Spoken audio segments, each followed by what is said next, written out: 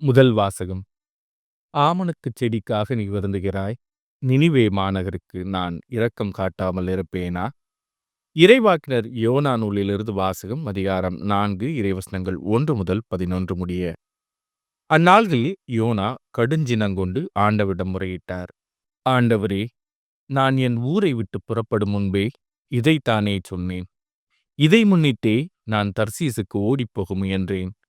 நீர் கனிவு மிக்கவர், இரக்கமுள்ளவர், மிகுந்த பொறுமையும் அளவிலா அன்புமுள்ள கடவுள் என்பது எனக்கு தெரியும். அழிக்க நினைப்பீர், பிறகு மனத்தை மாற்றிக்கொள்வீர் என்பதும் எனக்கு அப்போதே தெரியும். ஆகையால் ஆண்டவரே, என் உயிரை எடுத்துக்கொள்ளும். வாழ்வதை விட சாவதே எனக்கு நல்லது என்று வேண்டிக் கொண்டார். அதற்கு ஆண்டவர், நீ இவ்வாறு சினங்கொள்வது முறையா என்று கேட்டார். யோனாவோ நகரை விட்டு வெளியேறினார். நகருக்கு கிழக்கே போய் உட்கார்ந்து கொண்டார். பிறகு அவர் தமக்கு ஒரு பந்தலை அங்கே அமைத்து கொண்டு நகருக்கு நிகழப்போவதை பார்ப்பதற்காக அதன் நிழலில் அமர்ந்திருந்தார்.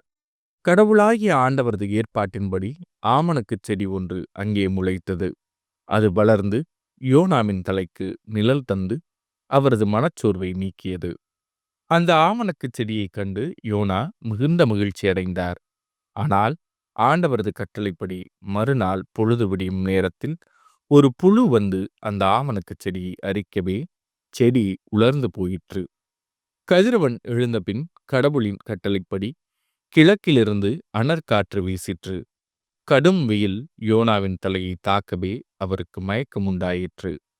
வாழ்வதை விட சாவதே எனக்கு நல்லது என்று அவர் சொல்லி தமக்கு சாவு வர வேண்டுமென்று வேண்டிக் கொண்டார். அப்பொழுது கடவுள் யோனாவை நோக்கி, ஆவணக்குச் செடியை குறித்து நீ இவ்வாறு சினங்கொள்வது முறையா என்று கேட்டார். அதற்கு யோனா, ஆம், முறைதான். செத்துப்போகும் அளவுக்கு நான் சினங்கொள்வது முறையே என்று சொன்னார். ஆண்டவர் அவரை நோக்கி, அந்த செடி ஓர் இரவில் முளைத்தெழுந்து மறு இரவில் முற்றும் அழிந்தது.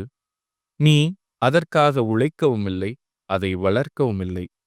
அதற்கு இவ்வளவு இரக்கம் காட்டுகிறாயே. இந்த நினிவே மாநகரில் 120,000க்கும் மேற்பட்ட மக்கள் இருக்கிறார்கள். வழக்கை எது, இடக்கை எது என்று கூட சொல்லத் தெரியாத இத்தனை மக்களும் அவர்களோடு எண்ணிறந்த கால்நடைகளும் உள்ள இந்த மாநகருக்கு நான் இரக்கம் காட்டாமல் இருப்பேனா என்றார். இது ஆண்டவரின் அருள்வாக்கு. இறைவா, உமக்கு நன்றி.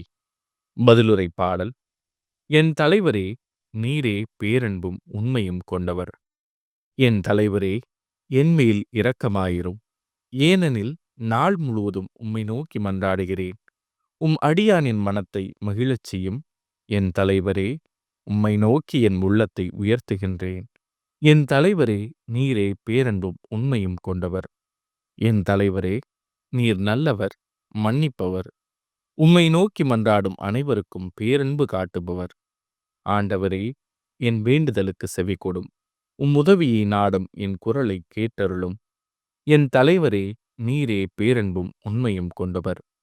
என் தலைவரே, நீர் படைத்த மக்களினத்தார் அனைவரும் உம் திருமுன் வந்து உம்மை பணிவர். உமது பெயருக்கு மாட்சி அளிப்பர். ஏனெனில் நீர் மாட்சி மிக்கவர், வியத்தகு செயல்கள் புரிபவர். நீர் ஒருவரே கடவுள். என் தலைவரே, நீரே பேரன்பும் உண்மையும் கொண்டவர். நற்செய்திக்கு முன் வாழ்த்தொலி. அல்லேலூயா, அல்லேலூயா. கடவுளின் பிள்ளைக்குரிய மனப்பான்மையையே பெற்றுக்கொண்டீர்கள். அதனால் நாம் அப்பா, தந்தையே என அழைக்கிறோம். அல்லேலூயா. நற்செய்தி வாசகம்.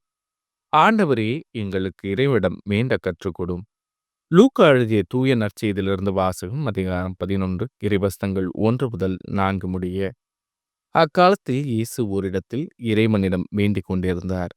அது முடிந்ததும் அவருடைய சீடர்கள் ஒருவர் அவரை நோக்கி, ஆண்டவரே, யோவான் தம் சீடருக்கு இறைவனிடம் வேண்ட கற்றுக் கொடுத்தது போல் எங்களுக்கும் கற்றுக்கொடும் என்றார். அவர் அவர்களிடம், நீங்கள் இறைவிடம் வேண்டும் பொழுது இவ்வாறு சொல்லுங்கள்: தந்தையே, உமது பெயர் தூயதென போற்றப் பெறுக. உமது ஆட்சி வருக. எங்கள் அன்றாட உணவை நாள்தோறும் எங்களுக்கு தாரும். எங்களுக்கு எதிராக குற்றம் செய்வோர் அனைவரையும் நாங்கள் மன்னிப்பதால் எங்கள் பாவங்களையும் மன்னியும்.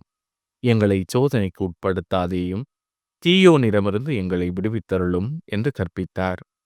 இது ஆண்டவரின் அருள்வாக்கு. கிறிஸ்துவே உமக்கு புகழ்.